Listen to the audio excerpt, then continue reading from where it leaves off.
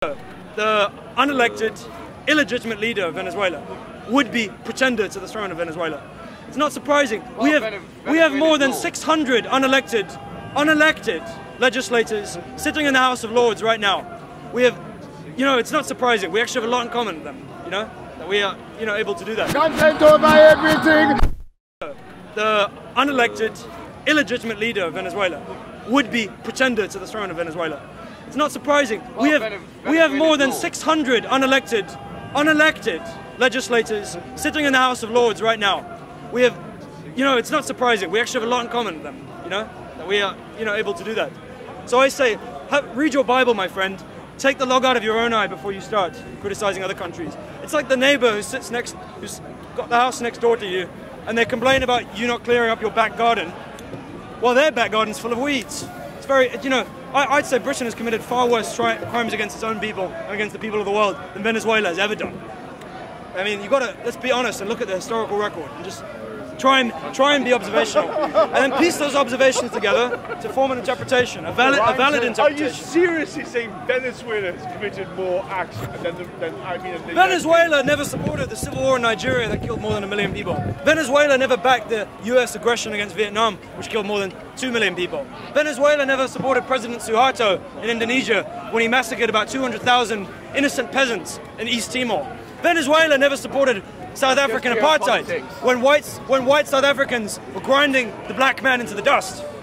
Venezuela never supported Zimbabwean apartheid. Because Venezuela has no power. Zimbabwean apartheid, for that matter. Venezuela never stood by and allowed the Rwandan genocide to take place, in which more than 1 million people died, and did nothing to intervene to help the people of Rwanda. Venezuela never supported Latin American dictatorships such as Augusto Pinochet, and Venezuela never evacuated all the people, evicted the people of the Chagos Islands to make way for an American airbase. Venezuela never needlessly went on an invasion in the Falkland Islands and killed 200 of its own men. Ripped to the shreds. If you read about the Falklands, it's got a very ugly side to it. There's the flag wavers who'll tell you that the Falklands was a legitimate cause. But the soldiers, God bless Goose Green. But talk to the soldiers who actually fought in that, who had literally, sometimes they were attacked in bombs that took the flesh off their bones. Literally melted off their bones, some of them. Talk to some of the survivors of the Falklands conflict. Talk to some of the survivors. Argentina should have invaded. Talk to some of the men. Talk to some of the men who backed up the dictatorship in Oman when the king of Oman was presiding over a feudal state in which he actually still had slaves as late as the 1970s. Another big British supported country. Okay, Venezuela has never done anything like this, remotely like this. Venezuela has never, to my knowledge, supported the Israeli oppression of the Gazan people. To my knowledge, Venezuela has never supported. I could give you, I am not joking, ladies and gentlemen, I could stand here and speak for another 10 hours, giving you 20, 30 other examples of British complicity in war crimes, British complicity in human rights abuses, British contempt for international law. I haven't even spoken about the Middle East. I haven't even spoken about the Iraq invasion, the illegal act of aggression. Remember, that's the supreme war crime. To invade a country and aggress. Nazis were hanged for that. Nazis were hanged for less than that. Who defeated the Nazis? Okay? Who brought Francisco Franco to power? Who brought Francisco Franco to power? It was MI6, my friends. I recommend you read Franco's Friends by Peter Day. Franco's Friends, and it'll tell you how MI5 and MI6 collaborated with the fascists of Spain to bring Francisco Franco to power. It's all there if you care to look. What was Britain doing? What was Britain doing when Greece was liberated from the Nazis? Did they actually support the communists, the legitimately elected communists, or did they support the fascists? Very clear, it's there. You have to read about it. Criticize. I am not anti-British, my friends. I am proudly of English. I am proudly of English descent. English, Irish, Scottish, and Dutch descent. I'm proud of my European. I am proud of my. That's a totalitarian thing to say. To say to someone, you're anti-British for criticising, or that you're a disgrace. You only hear that kind of thing in Soviet Russia. You only kind of hear that thing in Soviet Russia. Come on. It's true. Can you tell me one country which you admire? One country you admire. America's not good. That's not good. My friend, go ahead. Why do you think people get so offended when you bring up a crime to the bad things the president's done, and it automatically think that you're Of course. No, I'll tell you. I'm going to now give a speech for about 10 minutes, and I'd thank you very kindly to save your questions for the end. I really want to answer your questions, my friend, I do. Please save them for the end. I'm going to give you a speech for about 10 minutes now. I'll let you know. And I'm going to talk about why is it when we mention the crimes of our own state, certain individuals will say, why do you never talk about the crimes of Russia or other countries? You always talk about your own country. Now, the reason is very simple. Countries tend to be very uncritical towards their own society. People tend to be uncritical towards their own social order, but they tend to be very critical of other social orders. The reason being, according to John McMurtry, the great Canadian philosopher, the reason why is that we tend to see our own society as normal and other societies as abnormal. So, for example, we documented very carefully the various crimes that Russia committed during the Cold War, but very few people had much knowledge in the West about what America and Britain were doing in Vietnam, in South America, for example, in the Middle East. It wasn't the same level of knowledge. BBC journalists exemplify this to the T. To the T. They all criticize official enemies like Vladimir Putin and Nicolas Maduro till the cows come home. They'll criticize those men, but they'll very rarely subject our own leaders to the same foreign policy, to the same Should we watch that forward and this man right here, guilty of all the crime. exemplifies the same guilty tendency. Of all the crime. A few weeks ago, I spoke to a man called Joseph. I had a debate with him about Israel, and he got up and he spoke and he said, "Britain is a moral beacon in the world." That's what I want to speak about today. You're standing Save your interruptions to the end. I'd like to ask that question: is Britain a moral beacon in the world? I don't know. No. Let's ask that question.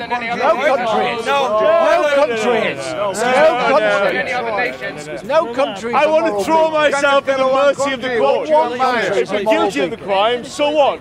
Guilty of the crimes. So, is Britain a moral beacon in the world? Now, if you just trusted the BBC and the Guardian, you might get that impression that Britain is basically a benign country. But I'd like to give you some reasons as to why that is not the case. Well, in fact, our foreign policy establishment is the opposite of a moral beacon. It's immoral, and in fact, it may be amoral. There may be some certain psychopathic elements. So, I'll give you 4 examples right now. 2 from history and 2 from current affairs. 2 from history and 2 from current affairs. From history, I'll talk about Vietnam and Sri Lanka. Britain was such a moral beacon in the world that it supported the Sri Lankan genocide against the Tamils in 2009. And earlier on in history, it supported the American genocide against the Vietnamese people. That is how moral we are as a people. Let me start with Sri Lanka, and then I'll talk about Vietnam. And then after that, I'll talk about current affairs. I'll compare Venezuela to Yemen.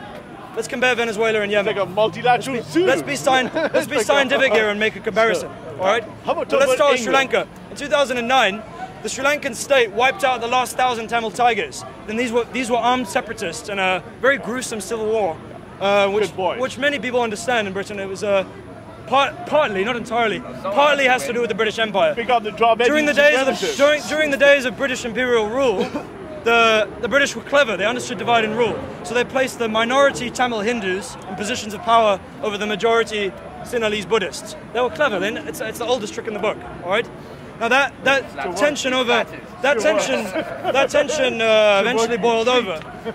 It eventually boiled over, and you saw ethnic conflict starting in the 70s, but it reached a head in 2009. Now, that was an armed force trained and armed up by the United Kingdom. All right. When they committed that attack on those 1,000 Tamil tigers, their point in the immediate future. Do you know? And then the process of doing that, they weren't just attacking armed men. Any particular point? It was amidst an ethnic cleansing of about 40,000 people. 40,000 Tamil civilians died as a result of that. Now, I remember I was quite young when that happened. I'm 22 now, and it's 2009. So I was a young teenager 22. When that happened, right? And I was horrified by that. Like many people in my class at school, I remember we read about it in the news. It was disgusting. But very few people know that Britain was actually actively supporting that, training that government up, and watching over it. In fact, there's even been a memoir recently released by a helicopter pilot who helped to shoot down some of these Tamil tigers. A British helicopter pilot. Not only were they training them, they were actually manning the helicopters. So then, a year later, 2009, a year later, Britain was so concerned about this genocide against the Tamils that we sold Sri Lanka £1 million worth of arms. £1 million, almost £1 million, not entirely, almost. If you want to find out more about this, I only know of 2 academics who've seriously studied this, and I know of not even in the dissident left-wing media I've heard about this discussed that much. The 2 academics are Phil Miller And independently of him is the other one. His name is T.J. Coles. If you want to find out about the British complicity in this war, very, very serious war crime, what they did. But if you admit all of that, then now so imagine what? for a second if Russia had done this. The gentleman asked me about So Russia. what? Imagine for a second if Russia had sold the weapons. Our Fleet Street establishment would be just decrying Russia So and to keep the audience non-comatose, we'd be disgusted and we'd be, you know, right, to keep just them imagine. But because it's sanitised. our own country, we don't. It's not a crime. In fact, most British people don't know about this. How long do you It takes someone like me. on Britain? It takes an unemployed 20-something-year-old who lives with his mum. No who has surprise. who doesn't have to put food on the table. No surprise It takes there. someone like me with No a lot of surprise time on my there. hand. Standing It on takes- England, it takes- dissing England. It takes someone in with time on their hands using to English research free this, speech. to find this out for all of you. It In takes England, someone with on a lot of English freedom. soil, dissing English free speech. So there we go. There's Sri Lanka. That's Sri Lanka. Sri Lanka. Now You're I've not in spoken about Sri Sri Lanka, Lanka. Let me speak about Vietnam. Many people You're not in believe. Vietnam either. Many British people believe that the British government had no involvement in Vietnam. No, we had the Harold culture Wilson jam, very the proudly left stood wing. by and he said, no, I'm not going to commit troops. And yes, that was quite a minor affront to the United States by publicly not joining in that terrible atrocity. You know, that was true. But in the background, you can read the declassified files. You can find in the background Britain was doing everything else it could. In fact, according to Mark Curtis, the historian Mark Curtis, Britain backed the US to the last, to the very end. It was only when the United States was clearly not going to win the war, then Britain backed out. And Britain started to support a diplomatic solution to the crisis. Let me give you some specific instances of support. There's two examples. One diplomatic example, and I'll give you another example of actually supplying weapons. The diplomatic example, when JFK illegally invaded South Vietnam in the 1960s, illegally, because I say this because he was violating the Geneva Accords, of which Britain was a chairman, along with the Soviet Union. He was violating the Geneva Accords. When JFK invaded South Vietnam, Alec Douglas Home, who was the Foreign Secretary at the time, wrote to the Secretary of State, Dean Rusk, and he said to him, we'll turn a blind eye. We know what you're doing is wrong. I'm paraphrasing here. But he uses the word blind eye. He says, I'll turn a blind eye. He said, we want you to avoid any publicity for what is being done. Because they knew it was a war crime. They knew it was a this list of crimes They knew it was violating international law. That's diplomatic support. And that's very significant. Because war is not all about violence. It's actually about, it takes a lot of coordination to do this kind of thing. So Britain, in private, supported that. You can read that declassified file yourself. If you do not believe me, you can go into the National Archives in Kew. You can find this out for yourself if you have the time and the inclination. It's very, very Or informative. you can accept the crimes and get your fucking point. Right? That's the first example. The second example is later on, when Britain thought that the US still had a chance of winning the war.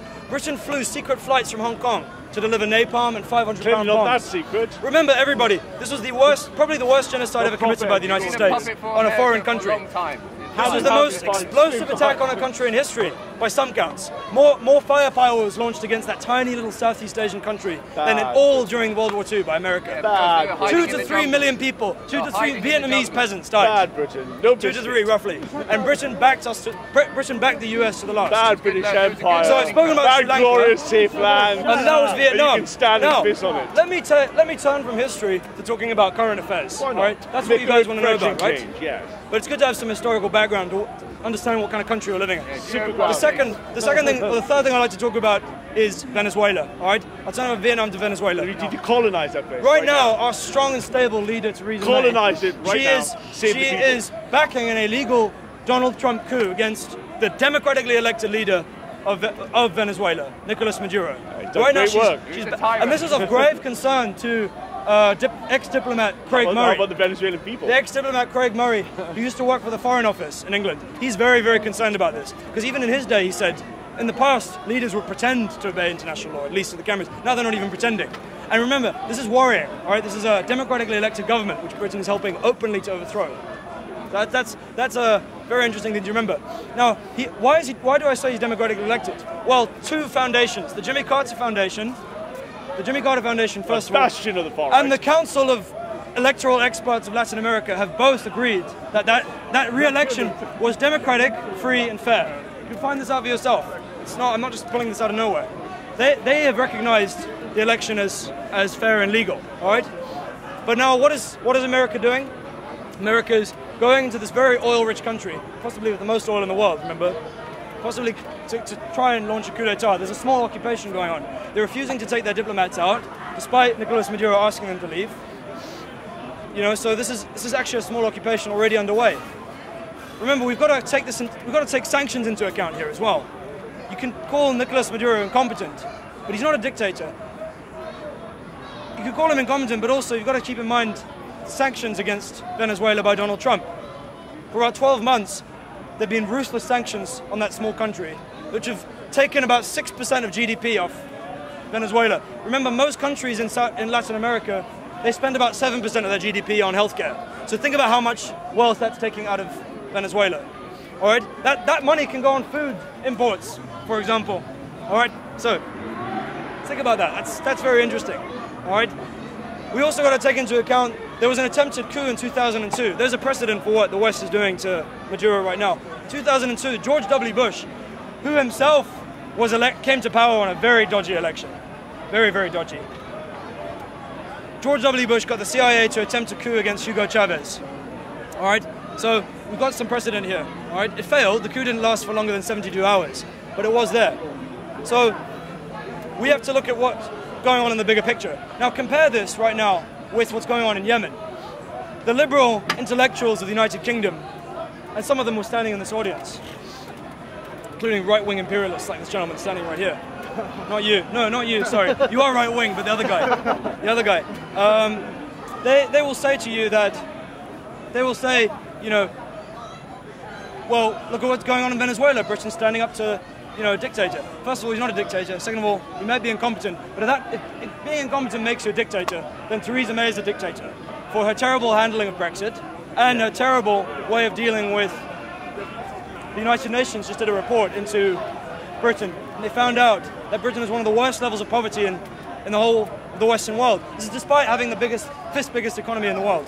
We have thousands of people on food banks and children, destitute children. So, yeah, I mean, we should look at our own country first of all. Now, compare that to Yemen. The liberal intellectuals know to focus on Venezuela, but they don't like to talk about what's going on in Yemen. Right now, there's a blockade on Yemen by Saudi Arabia, which is killing thousands of Yemeni people because they're stopping them getting access to food and medicine. Saudi Arabia is Britain's key ally in the Middle East, along with Israel and Pakistan. All right? Britain is supplying Saudi Arabia with bombs, so they can bomb the living Allah out of these poor Yemeni civilians. They're selling them ordnance, training, aircraft. British commanders are even in the command rooms in a lot of these places. So that's what's going on in Saudi Arabia. Before you criticize Nicolas Maduro, look at what your own government's doing, especially British people. All right, have a look at what the West is doing to create misery, unnecessarily misery for the Yemeni people. All right, you can learn a lot from a kind of sort of scientific comparison of the two. Why is Britain supporting? They know that Yemenis are unworthy victims, Venezuelans are worthy victims. We can talk about them. We can talk about Venezuelans not getting enough food, but we can't talk about Yemenis not getting enough food, because that's a crime we're committing. Remember? That's a crime we're committing. We're not, you know, got to keep that. And listen, people do this at an individual level as well. They tend to focus on criticizing others rather than looking at their own faults. That's very human. It's fine on an individual level, but when it's at the level of states, we've got to do something to check that. So I'm going to finish the speech by calling you all to think about ways you can make your state better. Remember, we shouldn't just take a critical look at our own country. We should take hope, because ultimately they can only do what they do because we let them do it. They can only do what they do because we let them do it. It's all based on consent. Consent to barbarism can be withdrawn, can be taken out. Gandhi understood this. It's possible. You can withdraw the consent to that. It's possible. I'm not going to tell you how to do that because you all look like adults to me, and I'm not going to tell you exactly where to find out how you can help. And you may not be from the United Kingdom, so none of this may apply to you. But it's there, the information is there if you want to find out. First and foremost, the British people, I believe very firmly, they have to decolonize their minds. They've got to completely switch their way of thinking about the world. They've got to stop seeing the United Kingdom as a benign state in line with universally shared values like development and international law and peace. They've got to see the foreign policy establishment in Whitehall for what it is. And they've got to take back democratic control. This is my most firm belief, and I'll finish on this last sentence. My most firm belief as a communalist and as an Englishman is that only when the British people control British foreign policy making, then we can reverse British imperialism and possibly make Britain a moral beacon in the world for the first time in 400 years. Thank you very much for listening, everybody. I appreciate it. Good speech, but you didn't answer my question. What was your question? Okay, my question is... take any questions, yeah. Okay, so what is why doesn't Britain help Yemen in the situation? Why doesn't Britain help Yemen? It's not a question of Britain not helping Yemen or helping it. It's actively supporting the engaged in a secret war against Yemen. Completely. Remember, I read in the newspapers recently, Tristram Hunt, who's our foreign secretary at the moment, who may be marginally better than Boris Johnson, but let's see what happens. He said that Britain is still a great power in the Middle East. It's this imperial nostalgia, which is partly what underpinned Brexit, I think. I mean, it's so unfounded. It's completely, this idea that we can be a great power in the Middle East, we've got to let go of that. But like a lot of statesmen, he's addicted to power, and he'll say whatever he needs to appeal to his pseudo-neo-imperialist base. That's what we're doing in Yemen. Remember, in the 1960s, Britain also committed went to war with Yemen as well by backing. There was I'll go into a bit of the history. Yemen had a coup d'état where they replaced the previous British-installed radical cleric with a new secular nationalist Arab leader. It was a military kind of coup d'état that happened, right? Now, when this happened, Britain supported Saudi Arabia and the other Gulf states in completely crushing this rebellion. And about 200,000 people were killed. It was essentially a proxy war between Egypt and Saudi Arabia in Yemen, and Britain. They were led by Dick White, who was one of the founders. I think he founded the SAS, if I'm not mistaken. He went to war with Yemen. There's a precedent here. Yemen, like many other countries in the Middle East, is basically like a punching bag for the West. You know, that's basically what we kind of see it as. So I don't know if that answers your question, but it's not like we're not helping. There are British people. I know the campaign against the arms trade is doing a lot. There are a lot of British people who have a conscience and are trying to do something. Like I said, everybody, the only thing holding back the Westminster belligerence that we see today happening in Venezuela and in Yemen, for example, the only thing holding that back is the British people shaking off their silence, and like Percy, the famous romantic poet said, Percy Shelley, rising like lions, throwing off their slumber. That's what the British people need to do. It's like George Orwell said, we're basically asleep as a people. We don't really know what kind of establishment we live under. When we find out, I think British people will be angry, and I think they'll start to demand a more rational strategy for dealing with other lands. Can I take another question? Not from you, someone else. Sorry. You say you're a communalist. That's right, my friend. Yes. And you're an Englishman. So, do you believe in the sanctity of the nation state? Do I believe in the sanctity of the nation state? I have to say, to be honest, I said I'm an Englishman. I say that because I'm descended from certain English people. I'm also descended from a few Irish people as well. Scottish I'm here people. to know coming here. So I'm actually born in. I was born in South Africa. I was born in South Africa. So you're a globalist. Hold on. Just round Hold on. You're I'm naturally, just automatically going to be trying. I have to be cosmopolitan. It's not just about living in London. Okay. Although that is necessary.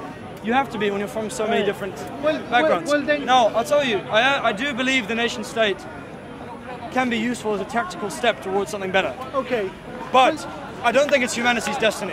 Okay. Humanity's destiny is to be, as I see it, to live in a rational, globally integrated society where we all live, despite our skin. We respect differences in colour difference, language, but we have a society that's not based on nations or states, but based on free communes. Can we not? Hold on, I'm answering a question, my friend. Just quiet for a second. Free communes, confederally organised, based on popular assemblies where we directly control the way our communities run. We don't just, remember the nation. Do you not remember where the English nation comes from? The English nation comes from a lot of violence, a tremendous amount of looting and rape. You on the left know nothing about that. It's very downplayed, but the Anglo-Saxons were brutal. What they did to the native Britons. I mean, the way they just swept right over England. Okay. But I think it's a testament to British, the good. What I like about British people is they always stick up for the underdog. Their main national hero is not Alfred the Great, the big Anglo-Saxon bringing all the English countries together, West Anglia, East Anglia, and Wessex, and so on. Our main hero, who is it? Who's our main national myth? No, not. I'm talking here. We're talking here mythology here, not cult figures like imperialist people like him. I'm talking about our earliest national beginnings. It's King Arthur. Come on, let's be honest. Let's just be. Now, King Arthur was fighting a losing battle. He was the underdog right the way through, trying to drive back the Saxons.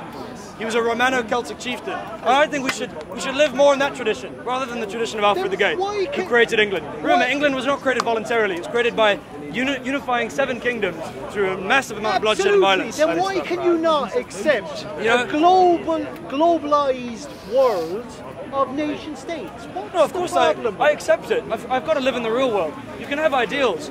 You know, my ideal is the commune of communes, where we confederate. The idea talked about by Murray Bookchin, but based on the European revolutionary tradition, the French Revolution and so on, creating a commune of communes, democratic, directly democratic system. That's my ideal. But I've got to live in the real world for now. So you've got to live in the real world. You have to. I've said this before to you, my friend, Patrick. I've said this repeatedly. You've got to have your feet in the. You've got to have your head in the clouds, but your feet on the ground. Okay. That's how you survive as a revolutionary. Then we're in agreement. So, then we're in agreement. Any other questions? Anybody else? Please, my friend, go ahead. First, you said something about Dick White and the SAS. The regiment was founded by Jim Sterling. Jim Stone, that's it. The second, you quoted Orwell earlier on. Orwell also said hypocrisy is the vice of the British. How do you feel about that? Yeah. Oh, it might well be. It might well be. We are very. I mean, listen. You're not going to just reverse hundreds of years of imperialism in about 50, 60 years, right? That's roughly when we lost our territorial empire. We're not going to just reverse hundreds of years of conquest in our mind. We got to decolonize our minds, like I said before. Kwame Nkrumah, the famous Ghanaian statesman, said that. He said that about the people of Ghana, but I think the same applies to British people. It's actually far more important what we're doing. Yeah, maybe it is our vice. Maybe hypocrisy is the vice of the British. But not just the British. I was speaking about Canada before. I used to think Canada was quite an ideal country from an international affairs standpoint. But it's actually just as bad in terms of exploiting Africa and in backing military coups in South America. It's not good. It's got its own problems. I can speak about France as well. France helped to devastate Haiti back in the early 2000s. Joined Clinton and sorry, it's actually late 90s then. Joined Clinton and it joined Britain in helping to devastate Haiti to install a military ruler. France has its own share of war crimes. They illegally bombed Mali as well a few years ago. Because 2010, I could be wrong. So we have to look at other Western countries as well in this picture. You know, it's not just Britain. We're not just. I think the thing that disgusts people like George Orwell about the kind of British hypocrisy is because he was British himself. You know, and he was from an upper, middle, lower working class background. Right? He saw throughout his whole life. He saw all the different strata of British society, and he really got to experience that kind of blindness to your own crimes as you're criticizing other countries. He saw it right the way through. And he saw it especially on the British left as well. And I have to say, he had a point. He really had a point. The British left at the time were just slavishly devoted to Stalin, and it really was, it was shameful, really. I mean, even though, to be honest, most British people loved Stalin then. Believe it or not, Stalin basically won us World War II. It's hard to swallow. I agree. It's a hard truth to swallow. It's a hard truth to swallow. America might have won in the Pacific theater, but on the front that really mattered, right? That really decided World War II. Sadly, it was Stalin, and he paid for it with 20 million Russian lives. So George Orwell did a very good job in criticizing the British left for its unswerving allegiance to Stalin. But I should say allegiance, which is understandable given the context. Remember, they don't have the benefit of hindsight. They had no idea about the gulags, a lot of them. No idea, all right? So you got to give them the benefit of the hindsight. You know, we can all sit back and look on past British statesmen and judge them, but we also have to understand where they come from, what kind of environment they're from. British people basically live in a relatively liberal society with strong totalitarian elements. Like, for example, the schooling system, highly totalitarian institution. Highly. Compulsory schooling in England is very hierarchical. I mean, that was something that George Orwell found really disgusting, was that just the obsessively classist nature of Britain. It's slowly starting to erode piece by piece, but I felt it coming from South Africa, not coming from Britain. I saw it very clearly when I arrived. A lot of British people don't even notice it, but it's there. Very classist, and you see that from a school age and upwards, up to university and which past. is good. You think it's good, but I tell you, my friends, I'd rather not live in a society based on economic exploitation and a society where some people position themselves as better than others just on the basis of where they happen to be born. Are better I would than rather others. live in what I would consider a rational society based on direct democracy in which ordinary people have a say over their lives. Real freedom. Not the freedom of a Milton Friedman or the freedom of even a Milton Keynes, John Maynard Keynes for that matter. Real freedom is direct democracy, not the state running your life. Whether it's Russia or it's Britain. Doesn't care about the state. Read about. I recommend you check out the organisation State Watch. There's a very good organisation called State Watch. They monitor the way Britain is slowly becoming more centralised and becoming slightly more totalitarian, gradually, piece by piece. Or left, schooling system. more left wing. Yeah. Let's have a look say at that. Don't lie. Okay. Hold on. Does that answer your question, my friend? At least a little bit. I have a follow-up though. Go for this. Thank you very much. I'll take it in a second. I truly appreciate your humanitarian speech, but I just have one question regarding the Yemeni aid that you were talking about. Okay, what is the UK doing at the moment about blocking, like, for example, like, you know, terminating the armed deal that they are like. So the UK, what is the UK doing in Yemen right now? Yeah. The UK, I've said Like this, you're getting bored because I've said it a few times now. We're selling 5 different types of bomb to Saudi Arabia so they can blow the living shit out of those people, those poor Yemeni people. That's what we're doing right now. That in itself is terrible. But we're not only doing that, British commanders are actually in the command rooms of a lot of these drones that are operating in the Middle East. They're actually, it's actually a British war against the Yemeni people, primarily. Anglo-American war. I think that we're not only doing that, but we've also diplomatically supporting the blockade on Yemen, which is stopping medicine getting in, stopping food getting in, causing more casualties. So that's what Britain is doing. The moral beacon that is Britain, the benign country that is Britain. That is what we have. Theresa May is a war criminal. I know that word has been overused, especially in the context of the Iraq War with Tony Blair. But she's, you know, we like to give Tony Blair a lot of shit, but David Cameron and Theresa May have done their fair share of unleashing misery, unnecessary misery, on brown and black people, and even a few white people, like we're looking at in Venezuela right now. If that country gets invaded, and it might very well do because it has so much oil, then we could see another repeat of what happened with Iraq, and it would be ugly. It would be ugly and unnecessary. So, what do you think about? Can you give? I've been to Saudi Arabia. There are a lot of them are brave people, and they could do a lot. I'm very worried about Saudi Arabia because if they have a revolution, and they might well do, then we could have a nuclear war in our hands. Very possible. Very possible. Let me quickly take my chain of reasoning about this, and then I'll take your question, and then I'll take your question. Yeah, can you please illustrate? Like, we might actually see a nuclear war because of Saudi Arabia. Let me explain why. Britain is right now helping the Saudi repression of the people of that country, right? What happens to repressed Arabs? Yeah. Arab people are not a gentle people like Britain. They often have a very their society is based much more on ideas of honor and respect, and loyalty that can be expressed through violence. It's just a different kind of culture. Yeah. All right. I'm not trying to deride them. Now, do you think they're going to take that oppression by their state for much longer? No. I think any year now you're going to have a nationalist revolution, kind of like what happened in Egypt. All right. There's just over the is it the Dead Sea? Yeah. Just over the Dead Sea, there's Egypt, and they did a revolution. You could see the same thing in Saudi Arabia, although there's a lot of surveillance, so it'd be difficult. Britain's about Saudi repression. Saudi people rise up. There is no replacement for Saudi oil. Hardly any, there's no way to get that kind of oil flowing in the rest of the world. If Saudi Arabia has a revolution and they take back that oil, or they at least slow it down even a little bit, you will see, I think it's very likely you will see an American intervention and they will occupy the oil fields. And those oil fields are not just oil fields to Arabs. Those are the holiest sites of Islam. Those are the Saudi Arabia is it's what Santiago de Compostela is for Catholics, or Vatican, it's incredibly important. Now if that happens, the whole of these, you think the global jihad is bad right now? Do you think all those jihadis will take that lying down, an American intervention in Saudi Arabia? I really doubt that. The holy war in the West, or I should say unholy, it's rather violent, well it's very violent, very monstrous a lot of the time, especially with ISIS. That'll be newly invigorated, and I think you'll see Pakistan taken over by jihadis.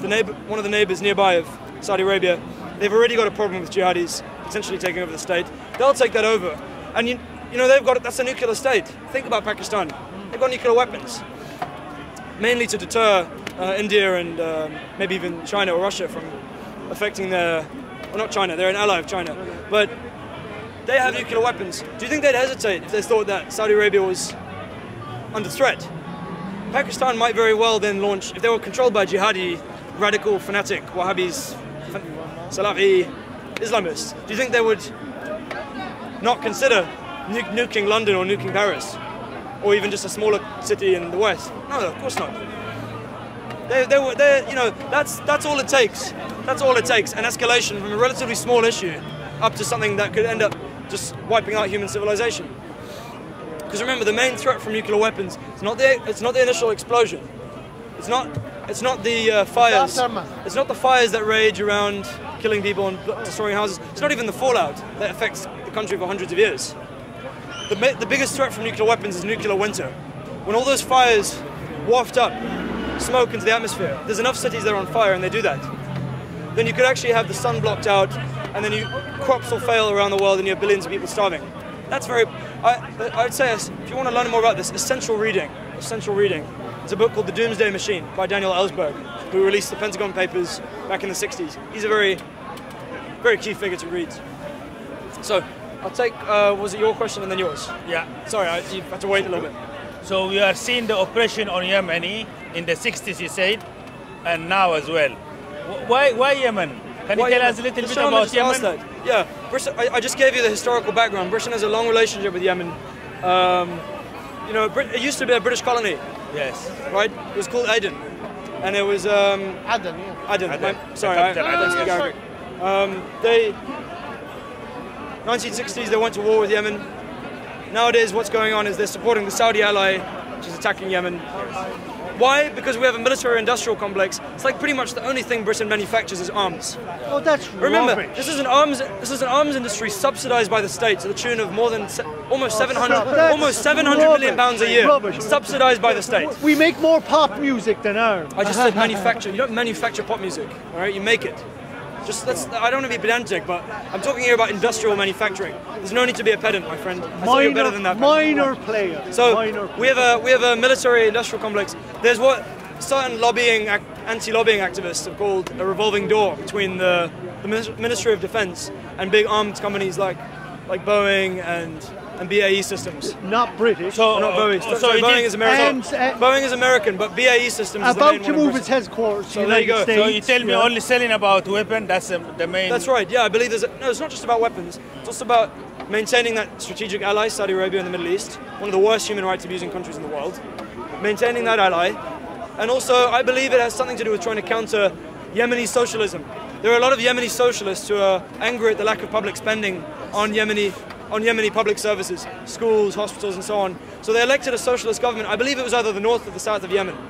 Now Britain is doing everything it can to suppress that. Remember, the global capitalist order, the state-funded capitalist order I should say, propped up by subsidies, massive subsidies, they don't tolerate any kind of dissent. Whether it's horrible kind of dissent like Stalin, or whether it's a relatively minor country like Yemen, trying to improve the lot of the poor people of that country in the way they see fit. All right? The neoliberal order in the United Kingdom doesn't tolerate that. Neither does it tolerate it in France, in Germany, anywhere else in the West. They don't. So that's one of the reasons you've got to look into as well. Yemen is a big problem because it's got a highly centralized government, and a lot of the people also want to devolve it, kind of like what we've been doing now in the United Kingdom by giving the Scots their own parliament and so on. They want to have something a bit more like that. So that's some of the other, but I don't want to get into too much of the specifics of the internal affairs of the country. It's more interesting for me how Britain relates to the country. And it's bad enough, just by itself, we should just remember, that's a terrible crime, to sell 5 different types of bomb to a radical journalist offering dictatorship so that it can bomb the living hell out of poor innocent Yemeni civilians, a lot of them children as well. I don't know the figures, and I apologize, but you can look them up yourself. I believe it numbers in the tens of thousands. All right? I think it could be because of the Shia and Sunni difference. There's also the Shia and Sunni divide. The main threat in the Middle East right now, as far as the Western foreign policy establishment can see, the main threat is Iran. It used to be the Soviet Union, and then before that it used to be, or then after that it was Arab nationalism, trying to create a secular Arab federation. But now the main threat is Iran. It's the only state left which is trying to pursue an independent course of action. Remember, we wiped out Gaddafi. We've pretty much drained all the blood out of Syria. So any other country that tries to stand in the way of the West, there's only really Iran left as far as I can see. Yes. I mean, Yemen is not even a significant part of that. It's really Iran. And Iran is using Yemen as a proxy. They're funding Houthi rebels to attack Saudi Arabia. That's what they're doing. I'm not here to criticize Iran, though. Not even here to criticize Saudi Arabia. Those are not my countries. Just a white country. I live in England. I'm more interested in what England is doing to commit war crimes. Just a white country. Incidentally, I've spoken about this in the context of the Arab-Israeli conflict. Well, I should say the Palestine-Israel issue. Palestinians have committed crimes, but they haven't committed those crimes on the British payroll or the British with British arms or weapons. It's Israel that have been committing terrorist acts against Palestinians using British weapons and intelligence and support. So I'm more interested in what Britain's doing to help to make that worse. You know, you've got to focus on your own country again before you criticise others. I've been reading a bit more about Northern Ireland as well. I know you're not from Northern Ireland originally, but Northern Ireland is an interesting case in point. Doesn't exist as far as I can see. It's yeah, right now Irish people, especially younger ones like this man here, they don't particularly care. They don't want to talk about the troubles. It's something in the past. But you know, there are also a lot of Irishmen who know people who know what happened to. Was it Pat Finucane? How do you say his name? Finucane? Finucane. Pat Finucane, who was assassinated by a death squad, a loyalist Northern Irish death squad. Again, supported by the SAS and the British Army. You know, it's not just overseas. It's in our own backyard. We do this. The British government, the British Army, will happily support loyalist death squads if they think it'll prevent the IRA from taking back Ireland for the Irish. They will happily do that. If you want to read more about this, I recommend Margaret Owen. She wrote a very good book called State in Denial, and another book by Anne Cadwallader, who wrote about the particular Ulster Defence Force that went in and often with clubs and balaclavas going and terrorise people, almost going right down into the Republic as well. So, you know, if you think that they only do this to brown and black people, no, they're happy. They're happy to. The British state is happy to terrorise people that look just like us. They're happy to do it to white men and white families, you know. So, there you go. Wait, sorry. You wanted to ask a question, another question. Yeah, sorry. Earlier on you were talking about direct democracy. That's right, yeah. And the panacea. Do you have faith that the average person would put the interests of others ahead of their own? Do you know what? In the context of direct democracy, I do believe that. Think about it like this. It creates a democratic character because it's just in the way of how it operates. So for example, imagine here for a second, all of us are standing here and we've created a democratic assembly to decide decide the order of who's going to speak next. I don't know. Now you naturally have to think about what other people want, because if you want to get votes for your proposal, you need to consider that what they're going to want to vote for. So you have to naturally think about what other people want. It's very simple. It's basically in the institution itself. Majority rule makes you think about other people, because otherwise you don't get the vote. You don't win your policy. You've never seen Dancing on Ice, so have you? No, I've never seen Well, I mean, just look how them people vote. Sure. Well, that's democracy, isn't it? I've never seen Dancing on Ice, so I don't know. Sorry. Each And group also, votes for sociopaths have to have a good idea of how people function. Of course they do, yeah. So, Yeah. The same critique could be applied at our own system.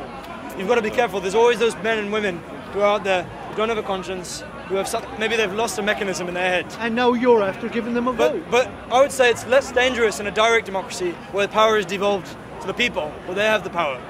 When it's in the hands of a Westminster MP who's got a tremendous amount of power just concentrated into such a small number of people, that's far more dangerous to have a sociopath or a psychopath. Assuming so that someone like I really believe Tony Blair might have had an element of that going on. I think right? all That's of far them. more dangerous to me than, say, someone in your local assembly, the local level, having a screw loose. No, I don't know if that satisfies you, my friend, but it might. If you want to read more about it, I recommend Murray Bookchin. He's the one who formulated this philosophy back in the early 2000s. So, yeah, it's not just like any other kind of direct democracy, because it's face-to-face as well.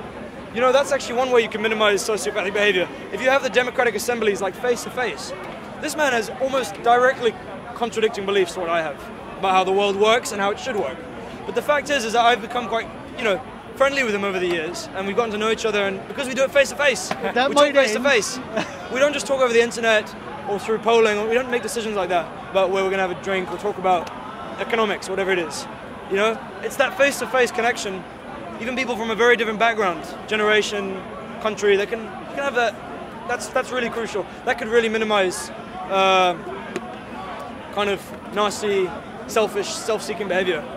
And I say this as a socialist. I do not believe that workers should run the system. I really believe it should be the people as a whole, because we're more than just workers. We're more than just carpenters or repairs, or I'm a waiter basically right now. We're more than that. We're actually fully rounded human beings. We're fathers and sons and brothers and so on. We live in communities. So we should make decisions on that base. On the basis of our multi-dimensional personal identity. That should be more important than, oh, I'm a worker, I should decide how the state should run. I say the proletariat. They don't necessarily have a monopoly on popular decision making. It should be the people as a whole, middle class included. In fact, middle class people could make very good leaders for a kind of movement like this. What were you going to ask me? You would describe yourself as left wing. Would that be right? Yeah, I'd say yeah. Far left, maybe? It depends how you measure left, because far left today, I mean, it's okay. First of all, when someone says you're far right or you're far left, we all know what that means. It's a derogatory term. It's a derogatory term. It's like saying you're a white male. What do you know? All right? Or actually, for that matter, it's like saying you're a socialist or you're a capitalist. It's designed to close down critical thinking and up emotional, and that that's not helpful. What? But if I was to say where am I on the left? Much more left to Jeremy Corbyn, that's for sure. Wow. Maybe not as left as some of my friends. I have a friend of mine who's. I wouldn't want you as a leadership of this country. Jeremy Corbyn. Okay, let's just keep in mind, Jeremy Corbyn would have been well at home in Harold Wilson's government. Jeremy Corbyn is a pretty standard social democrat. I don't even consider him much of a socialist, to be honest. It shows you how far to the right we've moved since good old Maggie Thatcher. And someone like Jeremy Corbyn, a mildly social democratic figure. Like I said, be well at home, even in a fucking Tory party of the 60s. Jeremy Corbyn would have made a home. Well, really? Look at what they were saying back then.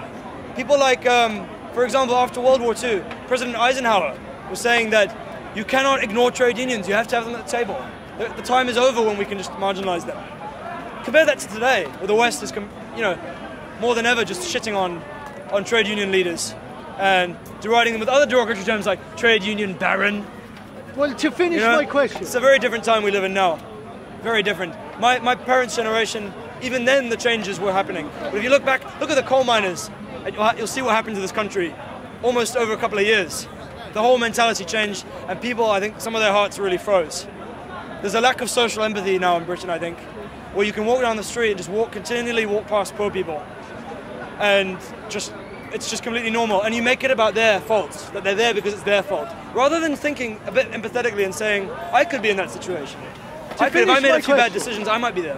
So we should take our hearts out of the freezer, I think. Okay, try to and be a bit more finish my empathetic. question. Thank you. So let's say you're left wing. We'll go for that. I'm not going to make it. I'm a proud leftist. Let's put it. Yeah. And I'm right wing. I know you are, my friend. I'm going to stamp my colours to the flag or to the mast here.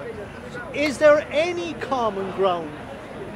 It's going to be decided between me and you. Of course, I'd say so. There's plenty. Is there any common? I think there's plenty. I've chatted to many direct right wingers who support policies like a basic income for poor people. And remember, the old conservative establishment in Britain a lot of them were pro-union. Remember, Winston Churchill said that trade unions are pillars of the establishment. How many conservatives voted for the NHS? President Eisenhower saying that we cannot ignore trade unions at the bargaining table, and Winston Churchill of all people saying that trade unions are a pillar of the British establishment. That should say a lot about the conservative tradition. I'm a huge fan of Peter Oborne, who used to write for the Daily Telegraph, who himself has written extensively on the way Britain is demonising Muslims in this country. He's a conservative through and through. In the manner of Edmund Burke, he's read his conservative history and political theory, and he knows what it means to be a British conservative. He knows that what British conservatives respect most is institutions, the monarchy, the civil service, the army, the Church of England even, I dare say, in these very secular times. They respect these institutions. Did any post-Thatcher Prime Minister, Tory or Labour, did any of them have any time for any of these institutions at all, really? Do they really have...